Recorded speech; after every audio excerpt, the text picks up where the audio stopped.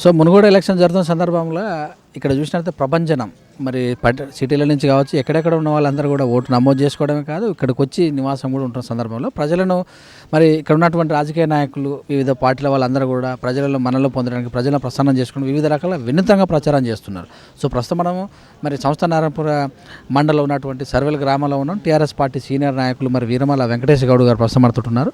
So పొద్దు నుంచి కూడా మరి కార్యక్రమాలలో అన్ని కార్యక్రమాల్లో పాల్గొంటూ ప్రజలు ఎలా ముందుకెళ్తున్నారో వారి మాటలు తెలుసుకున్నాం. చెప్పండి సార్. నమస్తే అండి, నా పేరు వెంకటేష్ గౌడు. ప్రజలలో మంచి స్పందన ఉంది. కేసీఆర్ గారు పథకాలే అనుకోండి, అభివృద్ధిగా సంక్షేమమే.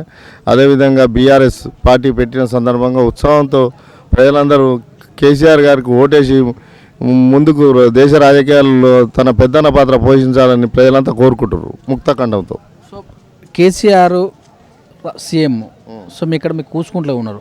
గతంలో వెనకంజ ఉన్న సందర్భంలో మార్పులు చెప్పి జరిగినాయి ఓటర్లలో మరి 2014 నుంచి 2018 వరకే ఇక్కడ అభివృద్ధి జరిగింది. గతంలో ఉన్న టీడీపీ పార్టీ అనుకోండి, కాంగ్రెస్ పార్టీ అనుకోండి, ఎమ్మెల్యేలు ఉండ్రి, సిపిఐ పార్టీకి వెళ్ళి ఉండ్రి, ఎవరున్నా కానీ ఇక్కడ పెద్దగా అభివృద్ధి చేసింది ఏమీ లేదు. ఉమ్మడి ఆంధ్రప్రదేశ్లో తెలంగాణ వచ్చినాకనే డెవలపింగ్ అనేది ఏందనేది కనబడుతున్నది. సీసీ రోడ్లు అనుకోండి, అండర్ డ్రైనేజ్ అనుకోండి, కరెంటు వ్యవస్థను అనుకోండి, అదేవిధంగా ఏది చూసినా ఏ రంగంలో చూసినా కేసీఆర్ పెట్టిన పథకాలే ప్రతి ఒక్కరికి ప్రతి ఇంటికి అందరిని గడపలేదు. ప్రతి ఇంటికి కేసీఆర్ పథకం అందరిని గడపలేదు.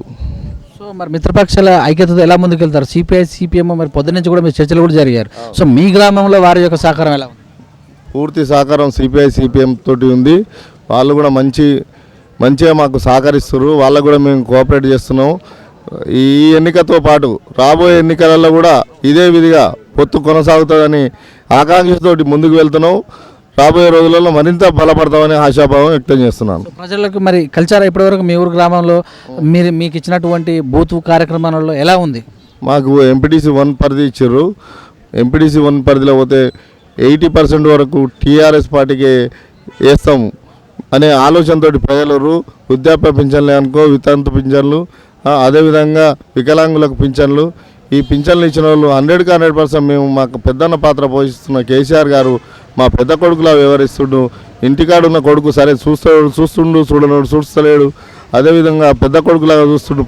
ప్రతి నెలకు మా ఇంటికి ఇట్లా పంపిస్తుండు 2000 కానీ 3000 కానీ అనే ఆలోచనతో వాళ్ళు ముక్త ఖండంతో కేసీఆర్ గారికి ఓటేస్తాం. కారు గుర్తుని బ్రహ్మాండమైన మెజార్టీ. అదేవిధంగా మా గ్రామానికి చెందిన ప్రభాకర్ రెడ్డి వ్యక్తి ఇప్పుడు క్యాండిడేట్ టీఆర్ఎస్ పార్టీకి వెళ్ళి నిలబడ్డ వ్యక్తి ఎవరైతారో మా సర్వేల్ గ్రామానికి చెందిన వ్యక్తి కాబట్టి మా దగ్గర 80% వరకు మ్యాక్సిమం మేము ఓట్లు వేపిస్తానికి ప్రయత్నం చేస్తున్నాం. ముక్తఖండంతో వేస్తానికి సిద్ధంగా ఉన్నారు ప్రజలు.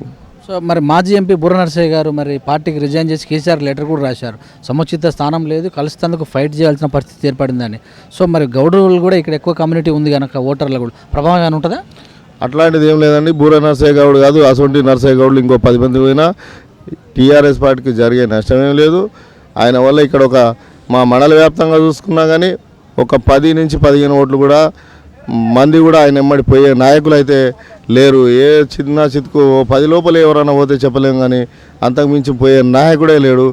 అయినా కానీ టీఆర్ఎస్ ప్రభుత్వం వచ్చినాక నిజాం కాలం నాటి చెట్టు పన్నుని, అడ్డ పన్నుని, గీతా కార్మికులకు రద్దు చేసిన ఘనత కేసీఆర్ గారిది.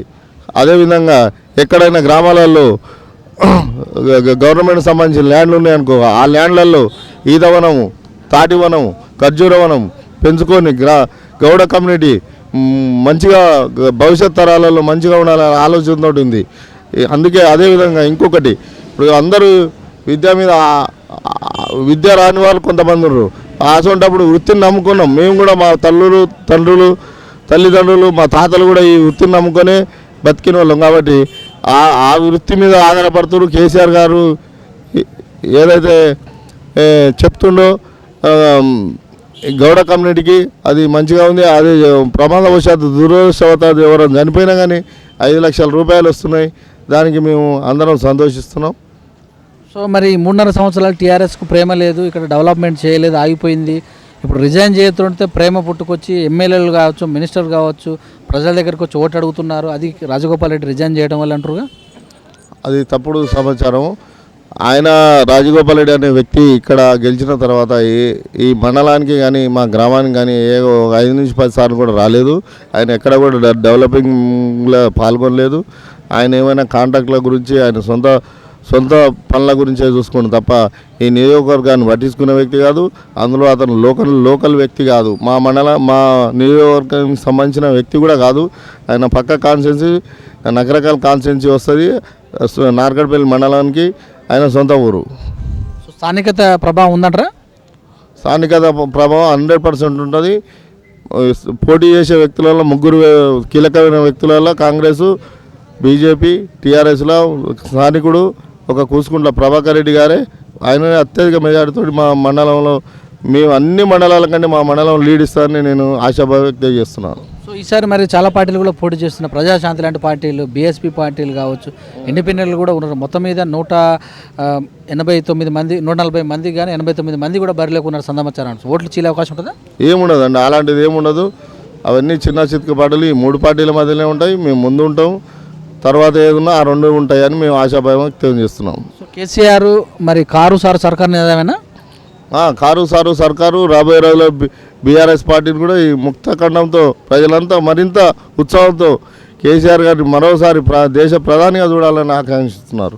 సో కాంగ్రెస్ పార్టీ బలంగా ఉంది, అందుకే ఎంపీ కూడా గెలిచాడు. కాంగ్రెస్ పార్టీ బలంగానే ఉంది. గతంలో 2018లో కాంగ్రెసే గెలిచింది. సో మనిషి మారినంత మాత్రంలో కాంగ్రెస్ పార్టీ ఓటు బ్యాంక్ పోదంటారు కదా మరి? అలాంటిది ఏం లేదని కొంతమంది కాంగ్రెస్ పార్టీలో బీజేపీలోకి పోయి ఈ మధ్య తప్ప మా పార్టీలు ఎక్కడ మా మండలం వ్యాప్తంగా అనుకో నియోజకవర్గంలో పెద్దగా మార్పులు ఏం చేయాలి. ఇంకా కొంతమంది వచ్చి మా దాంట్లోనే కాంగ్రెస్ సంబంధించిన వాళ్ళు గ్రామాల సర్పంచ్లు అనుకో, ఎంపీటీసీలు అనుకో, అలాంటి వాళ్ళు జైన్ అవుతుర్రు. మామూలు క్యాడర్ కూడా టీఆర్ఎస్ పార్టీ కేసీఆర్ గారికే జైన్ అవుతుర్రు భారీ ఎత్తున. So thank you sir, thank you very much. Okay. So ఇదని మరి టీఆర్ఎస్ పార్టీ సంస్థ నారాయణపూర్ సీనియర్ నాయకులు మరి వీరమల్ల వెంకటేష్ గౌడ్ గారు సర్వేలలో మరి ఇలా చేస్తున్నటువంటి ఈ యొక్క ప్రచారానికి మనతోటి ముచ్చటించారు. మరి టీఆర్ఎస్ పార్టీ బలంగా ఉంది. టీఆర్ఎస్ పార్టీ చేసినటువంటి అభివృద్ధి, పింఛన్లు, మరి డెవలప్మెంట్ విషయంలో ప్రజలందరూ అప్రమత్తంగా ఉండి మరి ఒక స్వార్థపూరితంగా మరి ఎలక్షన్ తీసుకొచ్చినటువంటి మరి భారతీయ జనతా పార్టీలోకి వెళ్ళినటువంటి వ్యక్తిని నమ్మే పరిస్థితి లేదని మరి బూర నరసయ్య గౌడ్ మరి పార్టీ ఎక్స్ఎంపీగా ఉన్నప్పటికీ కూడా ఆయనకు వెమ్మటి ఆయన ఉంటే అసలు ప్రజలు చాలామంది అంటే ఆయన అనుచరులు ఎవరు లేరని, అనుచరకరణం లేదని, ఆయన వల్ల అంత నష్టం లేదని కూడా తెలియజేశారు. చూసండి విత్ న్యూస్ కెమెరామెన్ అఖిల్తో మిస్ సురేష్ దండు.